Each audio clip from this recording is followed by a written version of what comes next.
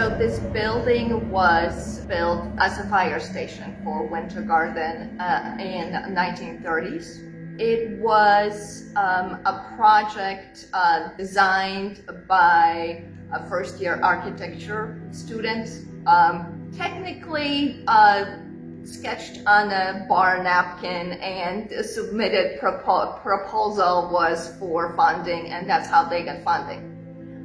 In front you are going to see columns that have dents in them and are chipped. This is from the fire trucks, because that's the original station was built in 1930s. The cars were smaller. Now the cars start getting bigger and bigger, and they could not really fit in the base. And they opening the cars, getting into the cars, moving the cars, they damaged some of those columns. There is a rectangle cutout, a little door in a ceiling in the gallery. That's where the firefighter pole was. And it was still here when we opened the gallery. I've never seen it, but I was told that it was here and they had to remove it. From what I understand, this was a functional fire station till mid-90s. And then it was a community center. In 2013, a couple people from Winter Garden decided to open a art gallery, and that's how we started. We are a nonprofit art gallery community center.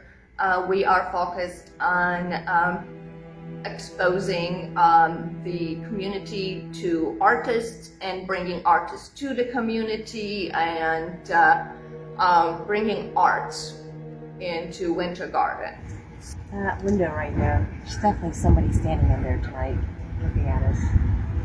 I've always felt a presence here, especially when I'm here alone, but it's not scary or troubling. It's very positive energy. Overall energy in the building is going to be conservative. They're firefighters. So sometimes I didn't think they wanted women to be talking.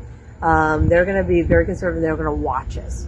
The only other place I've ever felt that was at the Astronaut Museum. Same thing. They're very scientific. They're not going to communicate with us, but you could definitely feel their presence around us. I mean, there's a couple of times that we used the voice box and they were answering us. They knew what letters were coming next when we played the alphabet game. So that kind of gave me an idea that they're listening to us, but they're not going to touch our stuff because they're very conservative. They're reserving themselves, not making themselves known. A few months ago, so I used to come early before Elizabeth, and my office is in the front, and she used to sit in this room. So that day I had to run some errands in the morning, so she made it before me. Usually when she walked in and I'm not here, she needs to turn off the alarm. That day she walked in, there was no alarm was off. And she walked by my office in the front and somebody say hello. My voice. She swore that it was me. And then she got back and she didn't see anybody in the office. She was a little bit, taken aback. She wasn't sure what happened. Maybe I left. So she went to grab coffee. She came back. I was already in the office and she asked me if it was me. And I said, no. I just got to work. I just walked in. It was not me. So this building hasn't been investigated by anybody. So they don't know what to expect. Most ghosts don't make themselves known because they know that they may be banished or asked to leave or, saged out, basically. So they're being very conservative. let's step back, let's watch them, observe them, but let's not interact with them. We don't know what their intentions are. Even though we said we're looking for friendly intentions, we're looking for friendly interaction. We're not here to harm you. We're not here to ask you to leave. They don't know us. These are very logical, people that basically put their lives on the line at one point in time. So, why do I trust you?